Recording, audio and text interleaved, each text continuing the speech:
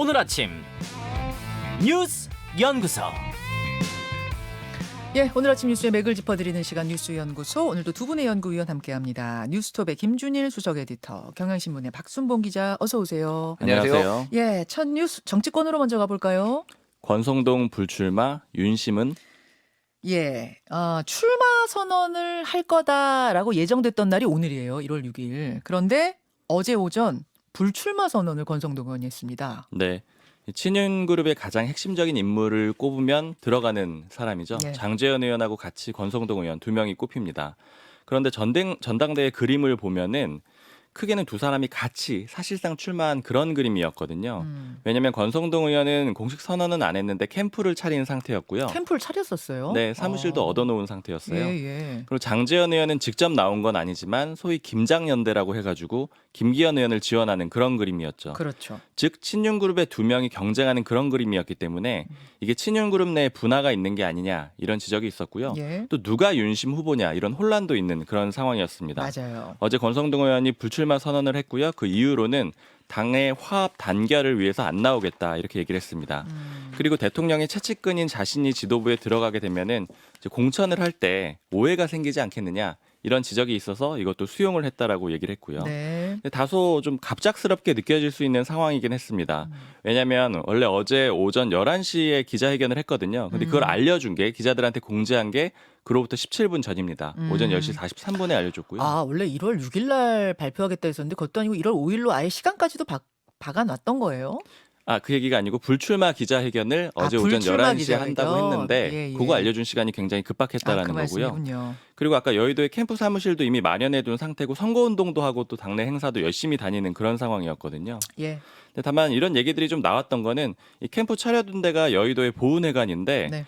여기 사람들이 없더라 이런 얘기들이 국민의힘에서 계속 나왔습니다. 캠프는 차렸는데 북적이질 않더라. 네, 사람들이 잘 오가지 않고 특히 어제 같은 경우에 오전에 거의 없었다 그래요. 그래서 불출마 얘기가 어제 아침에 좀 나왔는데 실제로 바로 선언을 했습니다. 예.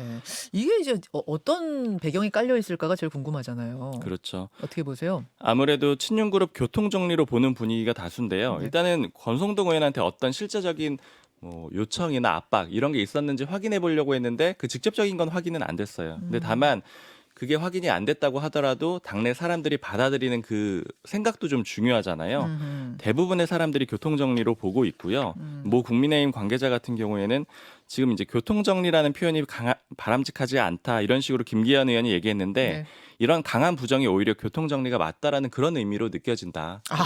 강한 부정은 긍정으로 느껴진다 뭐 이런 사실은 건가요? 장제연 의원도 고독한 결단이다 이런 표현했거든요. 이런 것도 같은 뉘앙스를 준다 이렇게 얘기를 하고 있습니다. 그러네요.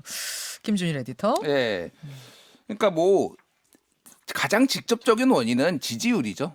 지지율이 그날 지난 그 뉴시스가 신년 여론조사했는데 12월 27일부터 29일 날 국민의힘 지지층을 대상으로 했는데 당대표 적합도 조사에서 권성동 의원이 9명 주자 중에 8위를 기록해서 네. 2%를 얻어서 그러니까 나경원 부위원장 같은 경우는 30.8%, 뭐 안철수 의원 20.3% 그러는데 이게 보통 이제 선거에서는 한 5%는 넘어야지 그 다음을 좀 바라볼 수가 있는데 너무 지지율이 안 나왔다. 그럼에도 불구하고 지지율 안 나오는 거 권성동 의원이 모르지 않았잖아요. 그렇죠. 그런데도 뭐 SNL 코리아 나가고 캠프 예. 차리고 했다라는 거는 그럼에도 불구하고 어떻게 될지 모른다. 한번 의지가 있었던 것 의지가 같아요. 있었다라는 거는 분명해 보이는데 특히 조직도 있고 하니까. 예. 그러니까 급작스럽게 선회한 거는 뭐 박순봉 기자가 얘기했지만은 교통 정리인데 이게 그래서 뭐 지난 4일에 대통령실에서 사람을 보내서 불출마를 설득했다 이런 썰도 지금 나오고 있어요. 이거는 이제 뭐 정가에 도는 소문인 거죠. 언론 보도로 그런 얘기가 나온다 뭐 이렇게 예. 보도가 나온 것도 있고 그래서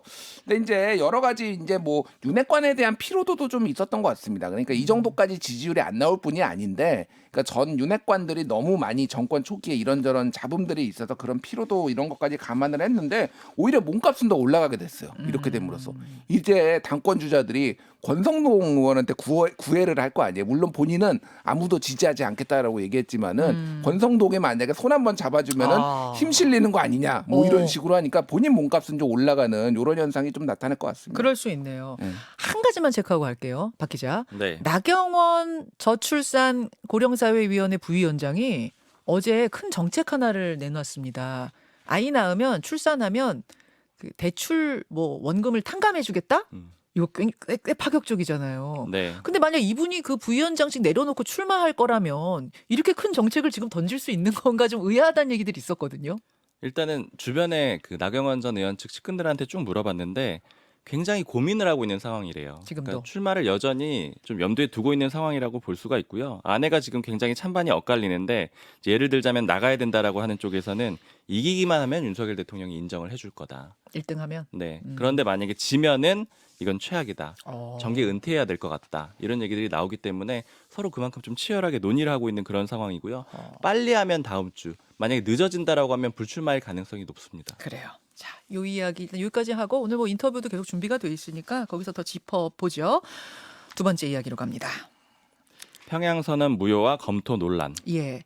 9.19 군사 합의를 효력 정지하겠다. 뭐 이거 검토하겠다는 얘기 이제 어제 나온 거였는데 평양 선언에 대한 이야기까지 지금 나오고 있어요. 네. 평양 공동선언은 문재인 정부 대북 성과의 상징 같은 그런 존재죠. 네. 2018년 9월 19일에 했습니다. 문재인 대통령하고 김정은 국무위원장이 같이 평양에서 선언을 했고요. 그래서 이름에 평양이 붙은 겁니다. 그리고 기사에 많이 언급되는 게 9.19 군사 합의고 요거는 좀 정지시킬 수가 있다. 윤석열 대통령이 언급을 했죠. 근데 방금 9월 19일이라고 말씀을 드렸는데 요 날짜가 바로 요 날짜를 따가지고 9.19 군사 합의라는 이름을 만든 거예요. 그렇죠. 근데 크게 보면은 평양 공동선언은 닥트린 그러니까 원칙 같은 거고요. 네. 9.19 군사 합의는 디테일이다. 이렇게 그렇죠. 보시면 됩니다. 근데 논란이 된 거는 어제 연합뉴스가 대통령실 핵심 관계자로 인용을 해가지고 네. 평양 공동선언도 효력 정지할 수 있다. 효력 정지 검토가 필요하다. 이런 내용을 보도를 한 거예요.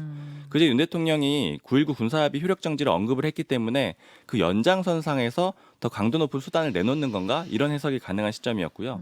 다만 결과적으로 알아보니까 대통령실은 부인을 했습니다. 이 남북 공동선언까지 안 갔다라는 거고요. 예. 저도 좀 복수의 관계자들한테 물어봤는데 대통령 지시 이후에 더 나아간 상황은 없다. 그러니까 디테일 부분에 대한 효력 정지는 해도 평양 선언 자체를 독트린 자체를 지금 뭐 파기하거나 이런 건 아니란 말씀. 네, 너무 나간 얘기라고 했고 또 누가 오버를 한 것 같다. 뭐 반복되는 패턴 아니냐 이런 얘기들도 같이 있었습니다. 자, 그런데 뭐 평양 선언까지는 아니다. 이건 무효와 아니다라고는 하지만 대북 확성기하고 전단지요. 요거 이제 문재인 정권에서 아예 요런 거 날리면은 막 처벌까지 하는 단계로 갔는데 이거를 재개하겠다는 얘기가 나오고 있네요.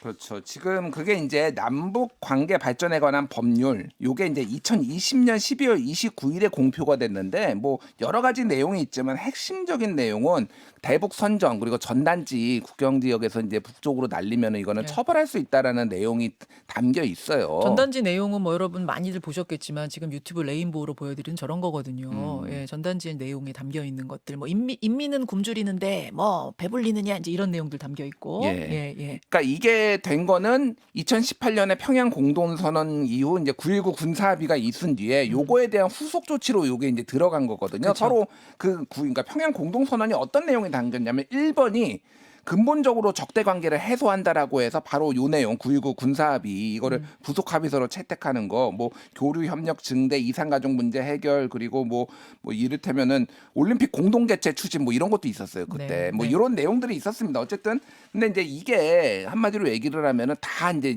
의미가 없어졌다라고 보는 게 지금 현재 이제 정부의 시각인 것 같아요. 그래서 이거에 대해서는 일단은 뭐 9.19 군사합의를 무효화하고 대북 확성기를 재개하는 것에 대해서는 전문가들도 좀 의견이 엇갈립니다. 그러니까 우리가 정확하게 레드라인을 설정함으로 인해서 북한의 추가 도발을 막을 수 있다라는 주장이 하나가 있고 또 하나는 어차피 북한은 지금 남한이 때려주기만 하면은 한마디로 얘기하면 이렇게 합의 무효화하면은 판 깔아주는 거다. 판 깔아주는 거다. 우리 북한은 이미 준비돼 있다. 그러니까 이게 오히려 북한을 도와주는 거다. 더 도발을 할 수 있게. 전략적으로 이렇게 우리가 나가는 것이 득이 되느냐 뭐 해가 되느냐 득실 논란이 있는 거군요. 그렇죠. 그러니까 이런 거에 대해서도 전문가들도 의견이 엇갈리고 대북 확성기 문제도 북한이 싫어하는 건 맞거든요. 네. 근데 지금 뭐 이를테면은 한류 드라마 보고 있는데 거기서 확성기 방송한다고 이게 무슨 실효가 있겠느냐. 자극만 하는 거다. 이것도 좀 엇갈리는 주장들이 있습니다. 자, 요런 상황에서 대북 확성기 뭐 전단지 재개 얘기가 나오고 있는 시점에서 우리가 하나 더 좀 짚고 가야 될 것이 제가 오프닝에서도 언급했습니다만 무인기 얘기예요. 드론. 군에서는 비행금지 구역까지는 침범하지 않았다. 그러니까 대통령실 인근까지는 그게 드론이 가지 않았다라고 이야기를 했는데 나중에 잘 보니까 침범했더라. 살짝 스치고 갔더라. 이걸 대통령한테 보고했더니 대통령이 경로하면서 이거 국민들한테 다 알려라 이렇게 했다는 거죠. 맞습니다.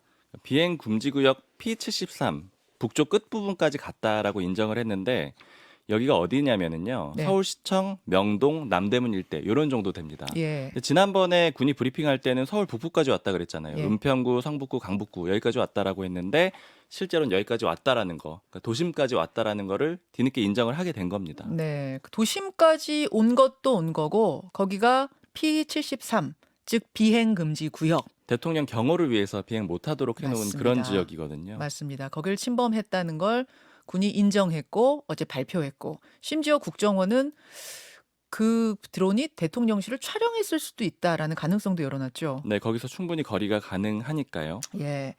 참 이게 참 몰랐으면 무능한 거고 혹시 알았는데 감춘 거면 더 큰 문제고 한데 김병주 의원, 민주당이 이제 사성 장군 출신 김병주 의원이 그때 무인기 도발한 다음 날 뉴스쇼에 출연해서 합참이 제공한 그 궤적을 보니까 비행금지 구역 침범했을 가능성도 있다. 이거 잘 봐야 된다 얘기했어요. 네, 그러니까 합참이 나중에 얘기하는 거는 그게 잡혔다 안 잡혔다 하니까 점으로 보여가지고 예. 선으로 안 돼 있어가지고 몰랐다라는 거예요. 뒤늦게 확인을 했는데 김병주 의원은 이미 알았던 거죠. 김병주 의원은 이미 짐작을 했다는 거죠. 그렇죠. 그 그러니까, 내용을 보고요. 이거는 조금만 추가 설명을 드리면은 어저께 이거에 관련해서 질의가 들어갔는데 김병주 의원이 얘기를 한 거는 점들을 대형 지도에다 의원실에서 그려놓고 점들을 연결해 보니까 선에 종로구 쪽으로 지나가더라 이 얘기를 직접 했어요. 자, 국민의힘의 삼성 장군 출신 의원이 있습니다. 신원식 의원은 아니 김병주 의원이 이걸 어떻게 군보다 먼저 알았느냐. 혹시 북한하고 내통한 거 아니냐. 어제는 또 그런 이야기, 그런 네. 문제 제기도 했거든요. 그래서 저희가 궁금해서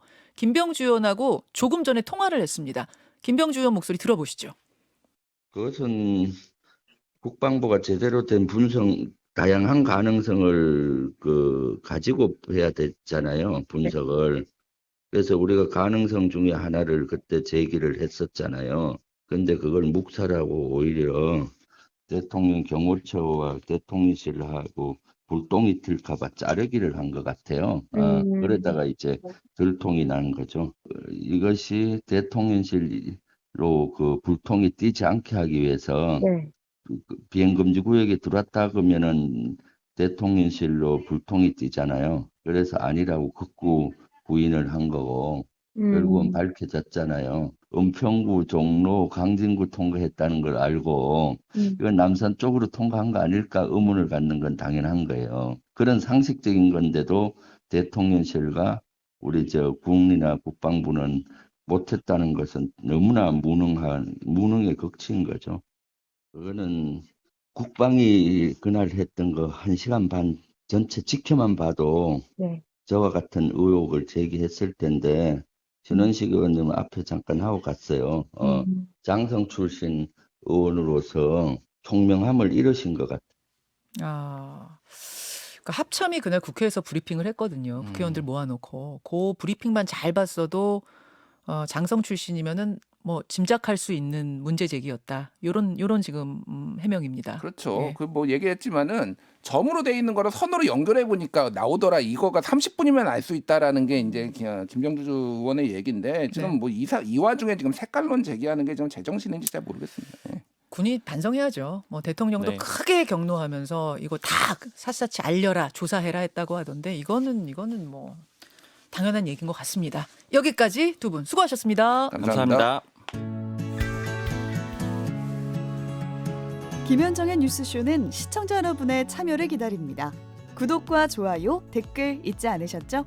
알림 설정을 해두시면 평일 아침 7시 20분 실시간 라이브도 참여하실 수 있습니다.